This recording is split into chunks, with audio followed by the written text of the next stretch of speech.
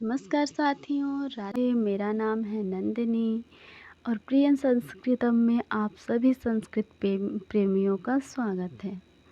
तो हम प्रश्नोत्तरी श्रृंखला में इससे पहले 100 प्रश्नों को देख चुके हैं, 100 प्रश्नों तक देख चुके हैं। 51 प्रश्न से 100 प्रश्नों तक देख चुके हैं। अब हम 101 प्रश्न से देखेंगे। तो हम समय बहुत ज़्यादा व्यतीत न करते हुए प्रश्नों की ओर बढ़ते हैं। तो पहला प्रश्न हमारा जो है उसमें हमें क्रम लगाना है। तो यह जो विषय है, यह आपका जो विषय है, यह आपके हमारे जो लौंगाक्षी भास्कर जी हैं अर्थ संग्रहकार, वहाँ से लिया गया है, अर्थ संग्रह से। तो अर्थ संग्रह में पहले वेद के 5 वो विभाग बताए गए हैं: विधि, मंत्र, नामधेय, निषेध, अर्थवाद। और उसके बाद विधि के भी 4 भाग किए गए हैं: उत्पत्ति विधि, विनियोग विधि, प्रयोग विधि और अधिकार विधि। उसके बाद आपके विनियोग विधि के भी 6 प्रकार हैं और प्रयोग विधि के भी 6 प्रकार हैं।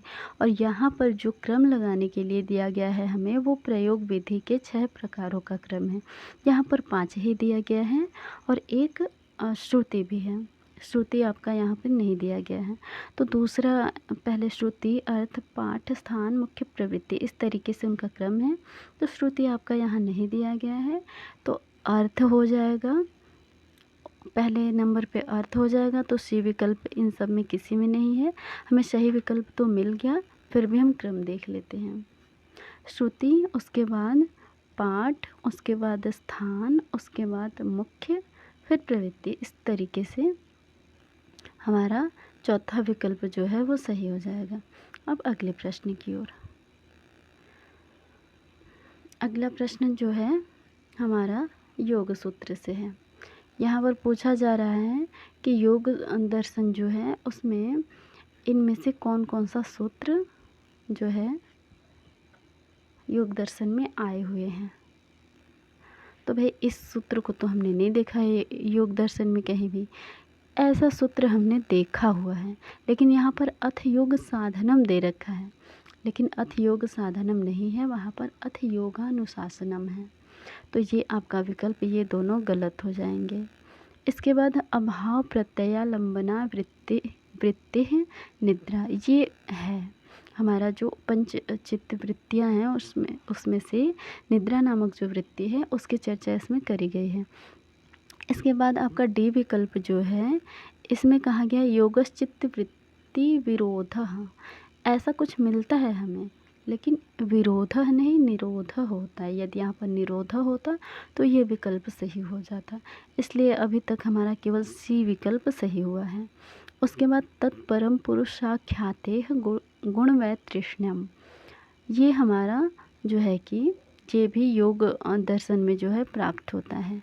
तो डी, सी और ई विकल्प जिस ऑप्शन में होगा, तो इस प्रकार से हमारा सी और ई विकल्प दूसरे नंबर पे जो है वो सही हो जाएगा।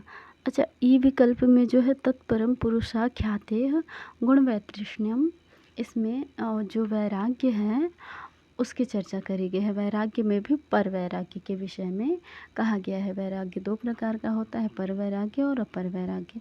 तो ये अपर वैराग्य के विषय में है।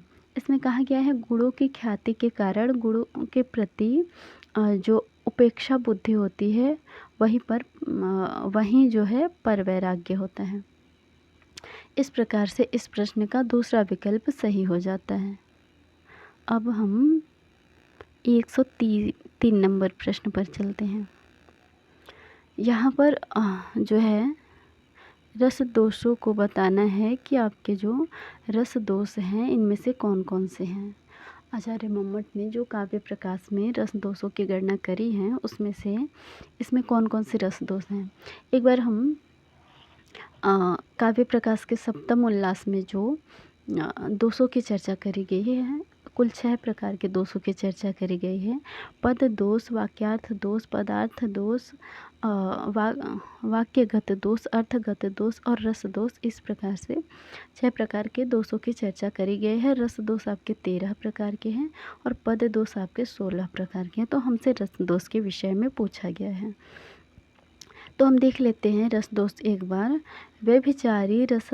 व्यभिचारी रस स्थायी भावानां शब्दवाच्यता कष्टकल्पनया व्यक्तिरनुभाव विभावयोः प्रतिकूल विभावादिग्रहो दीप्ति पुनः पुनः अकाण्डे प्रथनच्छेदौ अंगस्याव्याप्तिविस्तृतिः अंगिनो अनुसंधानं प्रकृतीनां विपर्ययः अनंगस्याभिधानं च रसे दोषा स्युरीदृशा।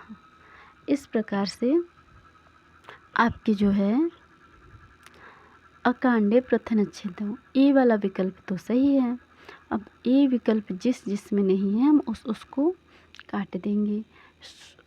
जो उसके बाद बी विकल्प जो आता है स्वशब्देन रसोक्ति, ये भी आपका सही हो जाएगा। तो बी विकल्प तो दोनों में है। उसके बाद निहितार्थ था, ऐसा हमें कोई रस दोष नहीं मिला, इसलिए सी विकल्प को हम कट कर देंगे और सी विकल्प आपका जिसमें होगा वो भी कट हो जाएगा। तो दूसरे नंबर पे हमारा सी विकल्प जो है, तो इसलिए हमारा दूसरा विकल्प भी गलत हो जाएगा और हमें हमारा सही विकल्प मिल जाएगा। पहला जो है हमारा वो सही विकल्प हो जाएगा और ई भी आपका रस दोष में नहीं है। तो अकांडे प्रथनच्छेद, उसके बाद आपका बी नंबर जो है स्वशब्देन रसोक्ति और उसके बाद डी जो है स्वशब्देन स्थायी भावोक्ति।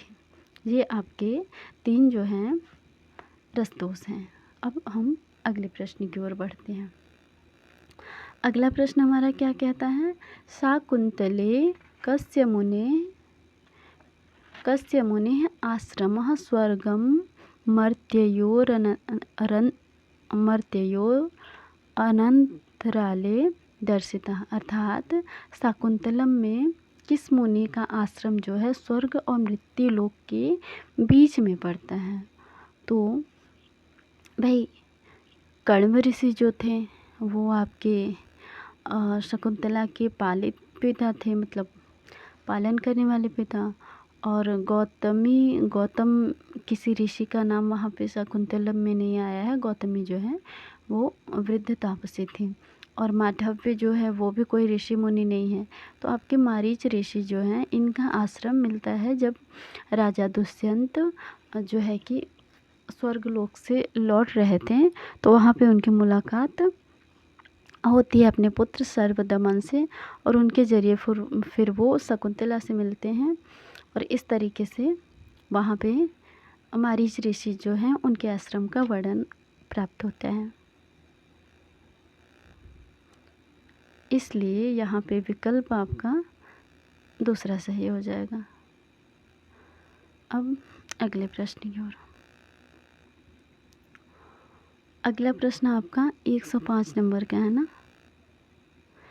105 नंबर के प्रश्न में आपको मिलान करना है, उचित मिलान करना है।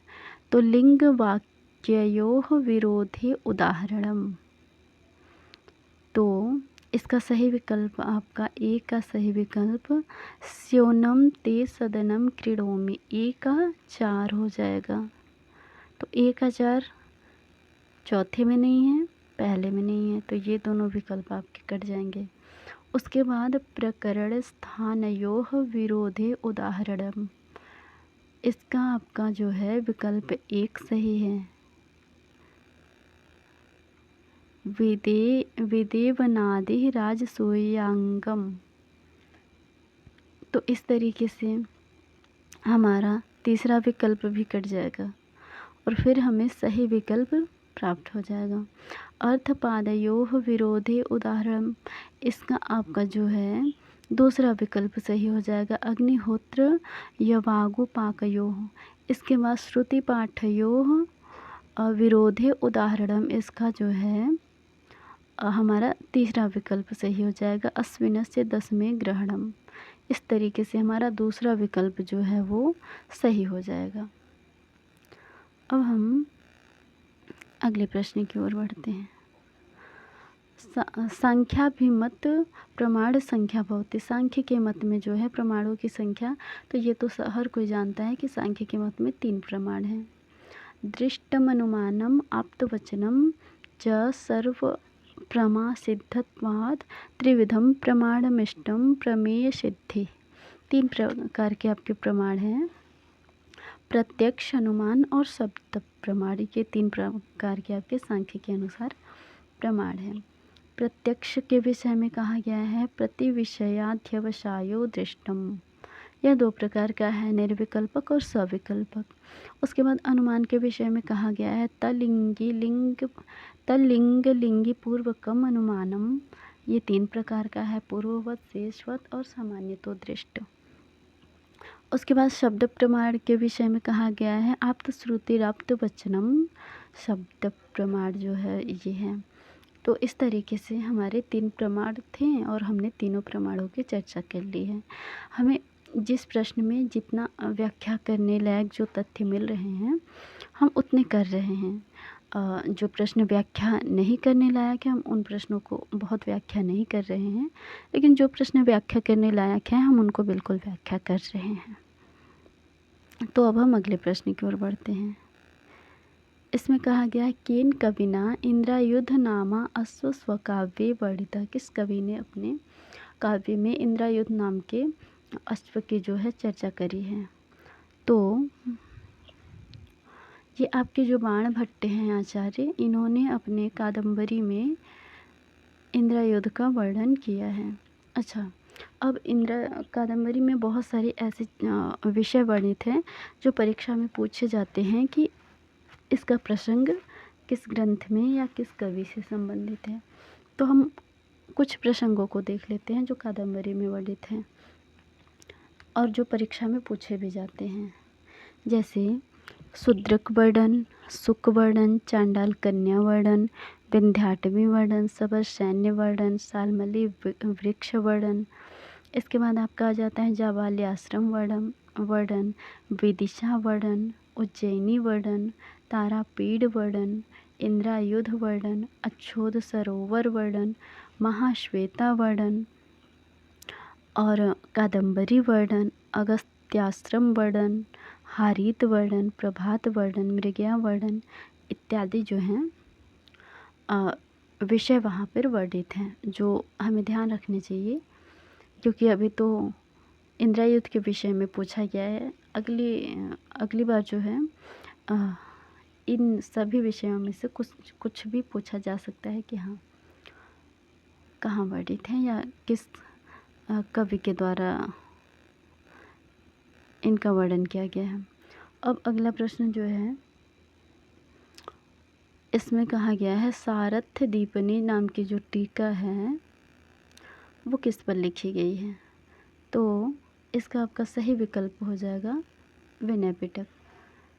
पहला ऑप्शन सही हो जाएगा विनय पिटक। यह सारथ्य दीपनी नाम की टीका जो है विनय पिटक के ऊपर लिखी गई है। विनय पिटक आपका बौद्ध धर्म के त्रिपिटक के अंतर्गत आता है। सुत्त पिटक, विनय पिटक और अभिधम्म पिटक 3 पिटक हैं उसमें। अब अगले प्रश्न की ओर। हाँ, अगला प्रश्न क्या है, सविकल्पकस्य प्रमाणत्वं निराकुर्वन्ति। सविकल्पक जो प्रमाण हैं वो कौन मानता है, मतलब किसके अंतर्गत आते हैं। तो ये आपके सौगता, ये विकल्प आपका सही हो जाएगा यहाँ पर। अगला प्रश्न आपका जो है प्रसिद्ध औचित्यबन्धस्तु रसस्योपनिषत् परा इति कारिकांश कस्मिन् ग्रंथे आनंदवर्धनेनोक्त। अर्थात आनंदवर्धन जो है आचार्य, उन्होंने यह उक्ति जो है कहाँ पे वर्णित किया है। तो इसका सही विकल्प हो जाएगा ध्वन्यालोक। अगला प्रश्न है आपका हाँ, परस्परम समुचितम मेलयत, समुचित मिलान करना है। आपका ए विकल्प है जो है वायः, ये पक्षी हो जाएगा। ए को 4 से, इस प्रकार हमारा सारे विकल्प गलत हो जाएंगे और हमें सही विकल्प मिल जाएगा। बी का 3 हो जाएगा, आत्मानंद अश्यवामी। और उसके बाद आपका सी का 2 हो जाएगा, मोक्ष प्रदा। और डी का आपका 1 हो जाएगा, मुख्यार्थ प्रकाशिका। इस तरीके से हमारा चौथा विकल्प सही हो जाएगा। अगला प्रश्न आपका है 12 नंबर का प्रश्न जो है, इसमें उदाहरणम प्रत्युदाहरणम वाक्याधार, अर्थात इसमें क्या कहा जा रहा है कि उदाहरण प्रत्युदाहरण का आधार लेते हुए किस ग्रंथ में जो है किस आचार्य ने व्याख्या करी है। तो जैसा कि हम जानते हैं आचार्य पतंजलि जो हैं उन्होंने अपने महाभाष्य में खुद ही प्रश्न करता है और खुद ही उत्तर देने वाले हैं। इस तरीके से उन्होंने ग्रंथ में बातों को, विषयों को रखा है, समझाया है, जिसको चूर्णक शैली के अंतर्गत भी रखते हैं। तो इसलिए आचार्य पतंजलि जी ने अपने ग्रंथ में महाभाष्य जो है उसमें उन्होंने उदाहरण उदाहरण के प्रयोग करते हुए समझाया है विषय को। इसलिए विकल्प 1 सही हो जाएगा। अब आपका अगला प्रश्न क्या है?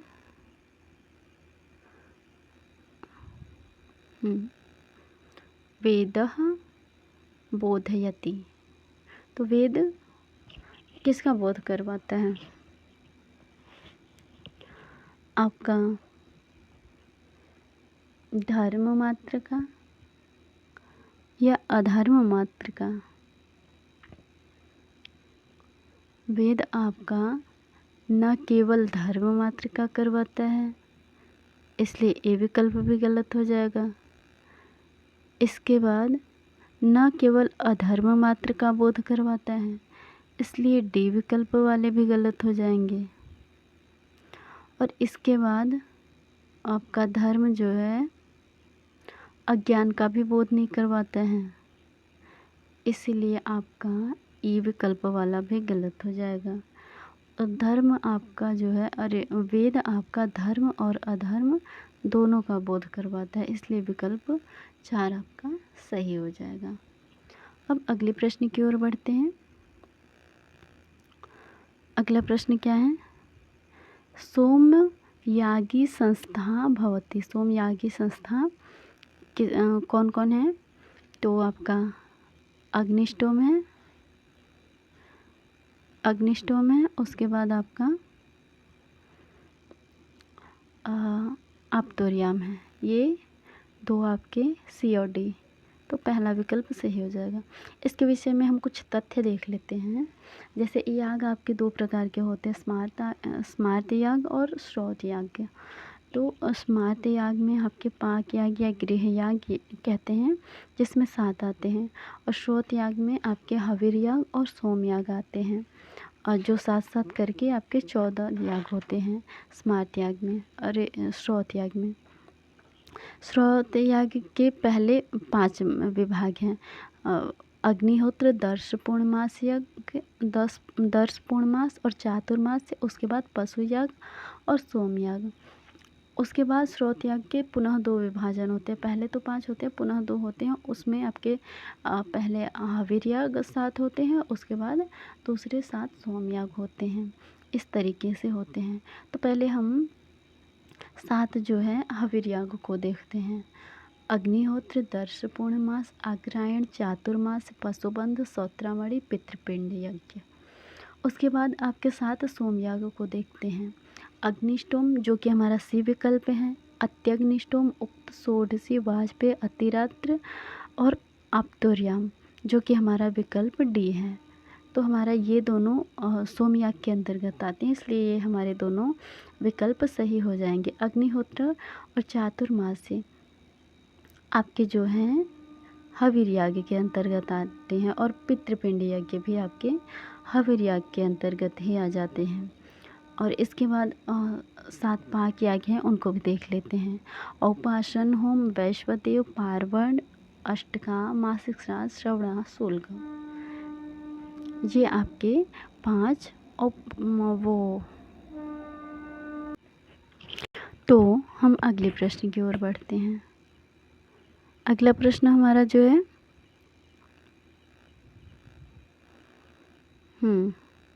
प्रश्न नंबर 115। इसमें हमको मिलान करना है समुचित। तो काकोत्वर्तिनी कन्या जो है वो निंदा अर्थ में आएंगी। तो ए का 3। अब हमें विकल्प एक ही ऑप्शन से मिल गया सही विकल्प। हमारा उत्तर एक ही विकल्प से सही उत्तर तीसरा मिल गया। फिर भी हम देख लेते हैं बी का 2। उदरिणी कन्या अतिशायन अर्थ में है। छत्री जो है वो आपका संसर्ग अर्थ में है। और छीरिड़ो वृक्षा जो है नित्य योगी अर्थ में है। इस तरीके से आपका तीसरा विकल्प सही हो जाएगा। अगला प्रश्न है याज्ञवल्क्य स्मृत्यानुसारेण एषु कः कः धर्म प्रवर्तको नास्ति। तो इसमें से कौन कौन धर्म प्रवर्तक आपके नहीं हैं। तो 16 नंबर का जो प्रश्न है आपके जो मनु हैं वो धर्म प्रवर्तक हैं। तो ए विकल्प जिसमें है वो गलत हो जाएगा। उसके बाद आपके जो विश्वामित्र है ये धर्म प्रवर्तक नहीं है। ये ऋषि दृष्टा हैं, मतलब मंत्र दृष्टा ऋषि हैं। ऋग्वेद के तीसरे मंडल के जो हैं विश्वामित्र संवाद सूक्त के ये ऋषि हैं। तो ये आपके ई विकल्प जिसमें होगा वो सही होगा। तो ई इसमें भी नहीं है, इसमें भी नहीं है, तो ये गलत हो जाएंगे। तो नहीं, नास्ति पूछा है ना। तो विश्वामित्र और दुर्वासा भी आपके धर्म प्रवर्तक नहीं हैं। तो आपके बी और ई विकल्प आपके चौथा जो उत्तर है वो सही हो जाएगा। ये आपका 4 नंबर का उत्तर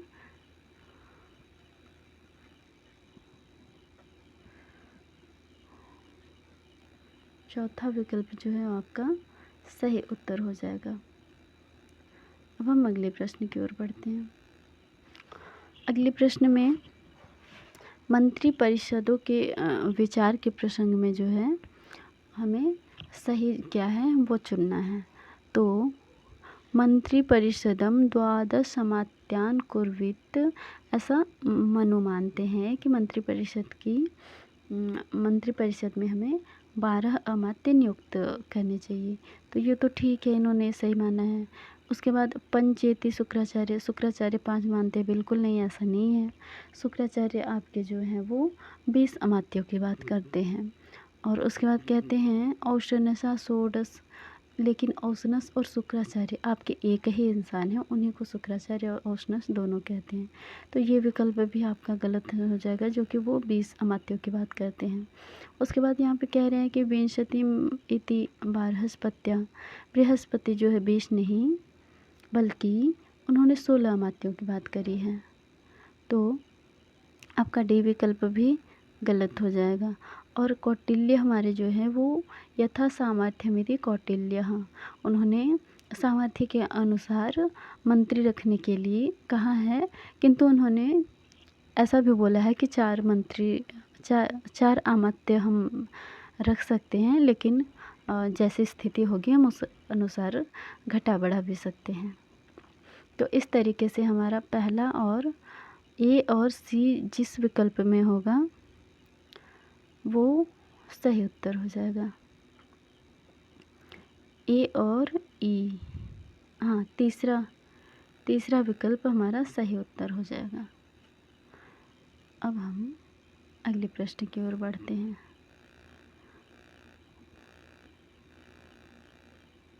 118 अधोलिखितेषु वर्णेषु अर्धस्वर श्रेण्याम अंतर्भवति। अर्धस्वर की श्रेणी में कौन कौन से हैं आपके?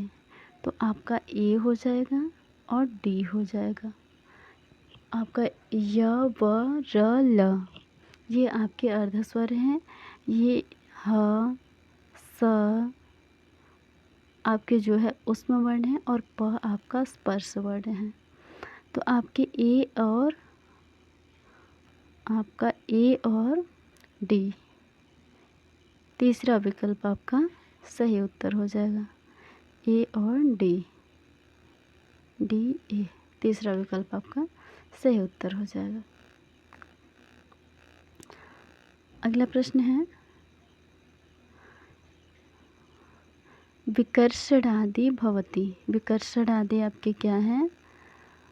अब यहाँ पर तो एनटीए ने संतान उत्तर सही माना है, लेकिन हमें ये साम विकार के अंतर्गत प्राप्त होता है। इसके विषय में हमें कुछ तथ्य प्राप्त होते हैं।